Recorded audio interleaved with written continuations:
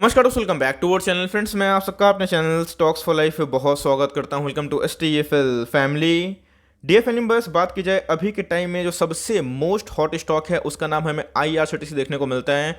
IRCTC की बात की जाए तो जी हाँ दोस्तों, आज भी हमें 10% की भयंकर तेजी देखने को मिल रही थी और इस तेजी का जो रीज़न है गाइस, मैंने आपको बहुत पहले एक्सप्लेन भी किया था। आपको मैंने हमेशा से एक बात बताने की कोशिश करी है कि IRCTC आपकी बुढ़ापे की लाठी बन सकती है। जब दोस्तों इसको कोई खरीदने वाला नहीं था, तब से गाइस मैं इसको कवर कर रहा हूँ और आपको एक ही बात बताया हूँ कि इसमें लॉन्ग टर्म तक जितना बने रहे उतनी ही अच्छी बात होगी। क्योंकि दोस्तों IRCTC मिड कैप से अब लार्ज कैप कंपनी हो चुकी है और IRCTC की बात की जाए तो गाइस आज के दिन 50,000 करोड़ की भी मार्केट कैप को टच से निकल लिया है। तो जी हाँ दोस्तों, कौन कौन से फैक्टर है जो इसमें एकदम आग में घी डालने वाले काम कर रहे हैं और साथ ही साथ दोस्तों हमारी रणनीति क्या होने वाली है। कमेंट सेक्शन में बहुत सारे कमेंट्स है कि सर 170 का पीक देखने को मिलता है, तो क्या इधर पे बबल है, और साथ ही साथ हमें अभी के टाइम में रणनीति क्या बनानी है। बिकॉज बहुत लोगों ने बहुत ही मेगा पैसे छापे हैं और बहुत लोगों की अच्छी खासी रैली मिस हो गई। आपको अच्छे से याद होगा जब इसके अंदर स्प्लिट की न्यूज़ आई थी, मैंने उस समय बताया था कि IRCTC का जो शेयर प्राइस है 3,000 के लगभग वो टच कर सकता था और उसको वही हुआ और इसने 3,000 के लेवल को ब्रीच भी किया। लेकिन यस, वॉल्यूम कैंडल से हमें एक चीज़ समझ में आ चुका है। मैं चार्ट देख रहा था कि उधर पे कोई बड़ा म्यूचुअल फंड एंट्री ले चुका है। बिकॉज उसको वॉल्यूम्स ही बताते हैं कि बायर्स और सेलर्स के मन में क्या चल रहा है। और गाइस आज के दिन में हमें एक बहुत ही ज़्यादा वॉल्यूम्स कैंडल अब देखने को मिल रहे हैं। तो इसी बीच में हमें रणनीति क्या सेट करनी है सब कुछ डिस्कस करूंगा। चैनल फर्स्ट टाइम होंगे सब्सक्राइब कर सकते हैं इस तरह की क्वालिटी कंटेंट को सबसे पहले एक्सेस करने के लिए। Now without delaying any for time, let's begin. Yes, मुझे पता नहीं है आप मुझे कितना सीरियसली फॉलो करते हैं, लेकिन यस, मैं कोई भी न्यूज़ आती है तो उसको जेन्युइन तरीके से अपडेट करने की कोशिश करता हूँ। दोस्तों मैंने 4 सितंबर के पहले भी एक वीडियो बनाई थी और बताया था कि IRCTC में एक बड़ी बड़ी इन्वेस्टर मीट होने वाली है जिसमें बड़े बड़े जो म्यूचुअल फंड हाउसेस हैं वो पार्टिसिपेट करेंगे और उनके साथ कॉन्फ्रेंस होगी। तो जी हाँ, अगर आप देखें टाटा AMC की बात की जाए, सुंदरम AMC की बात की जाए, बिरला म्यूचुअल फंड की बात की जाए, कोटक की बात की जाए, मोतीलाल ओसवाल की बात की जाए, तो गाइस इन सब ने पार्टिसिपेट किया था। और मैंने आपको उस समय बताया था कि जो IRCTC का फ्यूचर प्रॉस्पेक्ट है, बिकॉज इनका जो कमिटमेंट है कि इनको A to Z जो सर्विस है वो पूरा देना है। कैटरिंग से लेके, टूरिज्म से लेके, होटल से लेके सब चीज़ें बुकिंग करवाएंगे अपने ही प्लेटफॉर्म में। तो जी हाँ दोस्तों, अगर कोई ही म्यूचुअल फंड इनके जो प्रॉस्पेक्ट से खुश हो जाता है तो भाई बाइंग करना स्टार्ट कर देता है। और जब म्यूचुअल फंड की बाइंग होती है तो गैस स्टॉक में बहुत तेज़ी आती है। एग्जैक्टली गैस, हमने जब आपको बताया था उसके बावजूद भी दोस्तों मैंने आपको ये भी बताया था कि आपको कंटिन्यू करना है और आपको अपनी SIP को बढ़ाते रहना है। बहुत लोग ये सोच रहे थे कि स्प्लिट के बाद लेंगे, बहुत ही सही सोच है, गलत बिल्कुल भी नहीं है। लेकिन यस, मैंने क्या बताया था, 10 स्टॉक खरीदने की ताकत है तो 2 से कम स्टार्ट कर लीजिए। और दोस्तों उस लेवल से IRCTC का शेयर प्राइस कम से कम 35 से 40% भाग चुका है। तो इधर पे और भी जो इंपॉर्टेंट अपडेट्स है, कल के दिन भी मैंने आपको एक चीज़ साझा की थी, बताया था कि एनुअल रिपोर्ट पढ़ने की हैबिट डालिए। बिकॉज कोई भी कंपनी को अगर आप ओन करते हैं तो भाई कंपनी का जो मैनेजमेंट है वो क्या बयान दे रहा है और उनके एनुअल रिपोर्ट में क्या क्या चीज़ हमें देखने को मिल रही है वो बहुत ही इंपॉर्टेंट हो जाता है। तो गाइस कल के दिन मैंने बहुत सारे पॉइंट्स आपसे शेयर किए थे, बताया भी था कि IRCTC जिस एग्रेसिवली से आगे बढ़ रही है, ये आने वाले कल में और भी एक मोनोपोली तो है ही दोस्तों, लेकिन अपना सिस्टम को और अपग्रेड कर सकती है।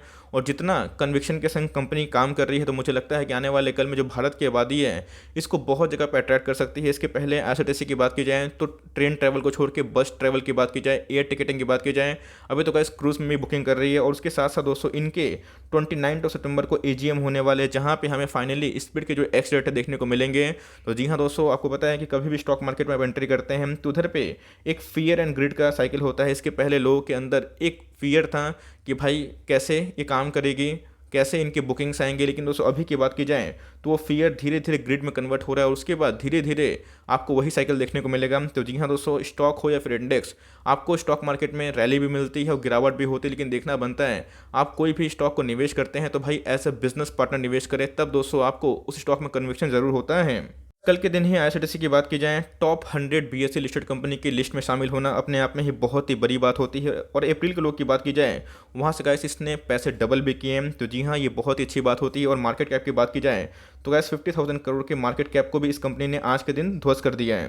IRCTC के बारे में डिस्कस करें, जी हाँ दोस्तों, अभी तक हमें एक्स रेट देखने को नहीं मिल रही, लेकिन जो ही प्राइस होगा डिवाइड बाई 5 कर लीजिएगा, जो उनके एक्स रेट के पहले प्राइस होगा उसी के अकॉर्डिंग आपके शेष टुकड़ों में बढ़ जाएंगे। लेकिन ऑल्दो आप देखें दोस्तों तो आज के दिन हमें 10% के आसपास तेजी देखने को मिल रही थी और इसमें एक मेजर ब्रेकआउट देखने को मिल चुका है। अगर आप देखें जनवरी के महीने से इसने 128% के ताबड़तोड़ पैसे बना के दिए हैं। लेकिन इधर पे इंपॉर्टेंट प्रश्न है, क्या इधर पे सही में बबल हो चुका है?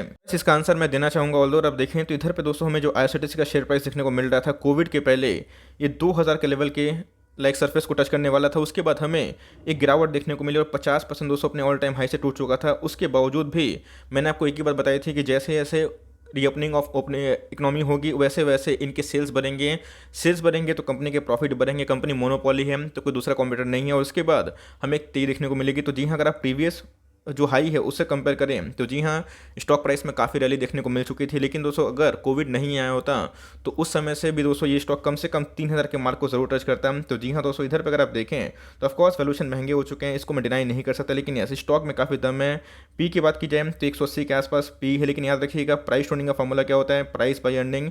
इसके पहले दोस्तों इनके कुछ क्वार्टर्स में अर्निंग एकदम नील थे, नेगेटिव के आसपास है, लेकिन इनके अर्निंग सब पॉजिटिव आने शुरू हो चुके हैं।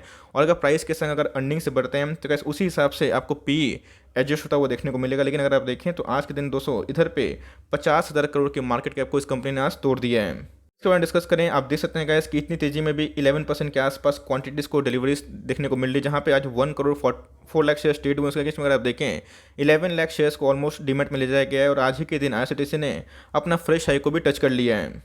कंपनी के पास कितना रिजर्व सरप्लस है मार्च 2021 तक देखना बनता है। तो इस कंपनी के पास अच्छा खासा रिजर्व है, 1300 करोड़ के आसपास रिजर्व है, और कंपनी के ऊपर एक भी बोर्डिंग नहीं है। कंपनी शुद्ध डिफरे दिखाई पड़ जाती है। तो ध्यान समझने की बात इधर पे है, बहुत ही इंपॉर्टेंट है। जैसे बहुत लोग बोलते हैं कि सर प्राइस के अकॉर्डिंग अगर आप शेयर को देखें इनके अर्निंग के अकॉर्डिंग तो उतना दिखाई नहीं पड़ रहा, लेकिन मैंने आपको हमेशा एक बात बताई है, मार्केट हमेशा फ्यूचरिस्टिक होता है। मार्केट को अगर अनुमान होता है कि इनके नंबर्स अच्छे आने वाले हैं, उसके पहले ही पोजीशन को बनाया जाता है, फिर बिगाड़ा जाता है। इसके पहले अगर आपने देखा होगा तो एसआईटीसी बहुत तेज़ी से बढ़ने वाली कंपनी थी, प्रॉफिट भी अगर आप देखें तो बहुत एक्सपोनेंशियली ग्रो हो रही थी। उसके बाद एक गिरावट हुई, ट्रेंड्स नहीं चलेंगे तो रेवेन्यू कैसे आएंगे, प्रॉफिट कैसे होगा। उसके बावजूद भी अगर आप देखें तो स्टॉक प्राइस में तेजी है। लेकिन याद रखिएगा जिस हिसाब से एग्रेसिवली से कंपनी काम कर रही है, और दोस्तों को पता है कि रेलवे का जो मोनेटाइजेशन का जो एक प्रस्ताव है उसके वजह से भी आईआरसीटीसी को बहुत बेनिफिट मिलेगा। तो जी हाँ, इनके कैटरिंग के बिजनेस रिज्यूम हो चुके हैं।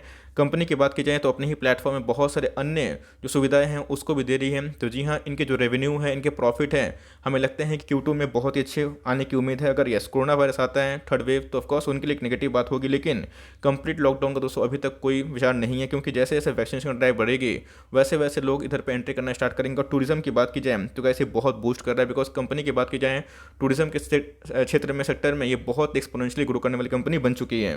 फर्दर कोई ओएफएस का खतरा भी नहीं है। अगर आप देखें 67% के आसपास प्रोमोटर की होल्डिंग हमें दिखाई पड़ती है, और इधर पे 75% से कम हो चुका है। एफआईएस और डीएस के बारे में डिस्कस करें तो कैसे उनका जो स्टेक है पहले से बहुत ही बढ़ता हुआ दिखाई पड़ रहा है। लेकिन अगर आप देखें पिछले कुछ क्वार्टर से इधर पे पब्लिक ने बहुत ज़्यादा प्रॉफिट बुकिंग किया, उसके बाद शेयर प्राइस रॉकेट हो गया। मैंने बहुत सारे कमेंट्स किया कि सर मैंने 2600 बेच दिया, 2700 बेच दिया, आज ग्रेट फील हो रहा है। इसलिए मैं बोलता हूँ कि जो स्टॉक को अगर आप लॉन्ग टर्म के लिए होल्ड करते हैं उसमें भैया बने रहें। मैंने आपको बताया था कि म्यूचुअल फंड हाउस से इनकी मीटिंग होने वाली थी, और ऑफकोर्स दोस्तों कोई भी म्यूचुअल फंड बाई इधर पे ज़रूर देखने को मिल रहा है। अगर आप देखें तो इधर पे दोस्तों जो वॉल्यूम कैंडल है आप खुद ही देख सकते हैं कि कितना स्पाइक हमें देखने को मिल रहा है। यस 3-4 दिनों से तेज़ी हमें देखने को तो मिल रही थी, लेकिन आज की तेज़ी की बात की जाए यहाँ पे गाइस कम से कम बहुत ज़्यादा वॉल्यूम देखने को मिल रहा है। तो यस इसमें कोई दोस्तों बड़ा डीआईएस से पार्टिसिपेट किया होगा। अगर आप देखें तो इधर पे आरएसआई और money flow index highly overbought zone पे जा चुका है। लेकिन ऐसे याद रखिएगा कंपनी फॉर लॉन्ग टर्म बहुत ही प्रॉमिसिंग है। सब फाइनली बता देता हूँ रणनीति की बारी क्या होनी चाहिए। अगर आप होल्ड करते हैं, अगर आप एज ए बिजनेस पार्टनर इसको होल्ड करते हैं कि यस मैं इसके साथ टाइम स्पेंड करूंगा फॉर लॉन्ग टर्म, तो जी हाँ दोस्तों एक भी शेयर बेचने की आवश्यकता नहीं है। यस स्टॉक मार्केट है, और मैंने क्या बताया कि एकदम ग्रेड और फीड का साइकिल होता है। कोई भी इंडेक्स और कोई भी स्टॉक हमेशा नहीं भागता है, गिरावट होती है। लेकिन याद रखिएगा लॉन्ग टर्म में जिनके फंडामेंटल्स मजबूत होते हैं, ग्राउंड पे उनके ईपीएस सही होते हैं और स्ट्रॉन्ग बिजनेस रूट होते हैं, तो भाई वो नया हाई लगाते चले जाते हैं। तो इसी बीच में फ्रेश एंट्री के बारे में डिस्कस करें तो मैंने 2200, 2500 और 2800 का लेवल बताया था। कल के दिन भी मैंने बताया था कि आप चाहें 2800 का स्टॉप लॉस लेके फर्दर अब पोजीशन को इनिशिएट कर सकते हैं। तो यस अभी की बात की जाए तो डाउन साइड की बात की जाए थोड़ा बढ़ जाता है, लेकिन अपसाइड की बात की जाए 3400 से लेकर 3500 ऐसे ब्रोकर्स का माना जाता है। फोमो में नहीं आना है, स्टॉक हो या फिर इंडेक्स, अगर आपके हाथों से रैली निकल गई है तो कोई दिक्कत वाली बात नहीं है।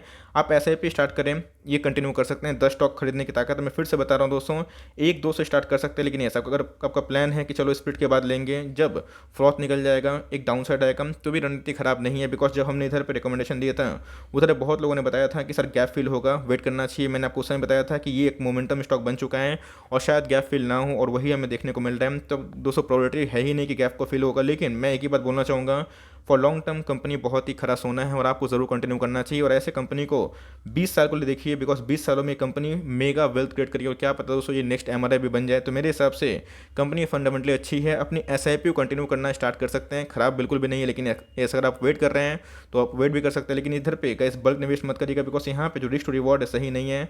स्टॉक कितना भागेगा टॉप किसी को नहीं पता होता है, तो ध्यान रखिएगा, अपनी प्लानिंग करें। लेकिन अगर आप लॉन्ग टर्म लिए हुए हैं तो भाई मेरी हाई रिकमेंडेशन है कि इसको आप बने रहें, और जब स्प्लिट के बाद शेयर प्राइस में गिरावट अगर होती भी है तो वहाँ पे आप वैल्यूएशन कर सकते हैं। Timing that's the end of the video. आपको दोस्तों मैंने बताया रणनीति क्या हो सकती है। आई होप मेरा एफर्ट आपको अच्छा लगा। वीडियो अच्छी लगी तो लाइक कर दीजिएगा, और चैनल फर्स्ट टाइम होंगे तो याद से सब्सक्राइब करना भूलिएगा। फर्दर कोई डाउट उसको ड्रॉप कर सकते हैं, कुछ रिव्यू चाहिए उसका नाम ड्रॉप करना भूलिएगा। I would love to make a video on your demand guys. मिलते हैं जल्दी, तब तक के लिए bye. Thanks for listening friends, God bless you all.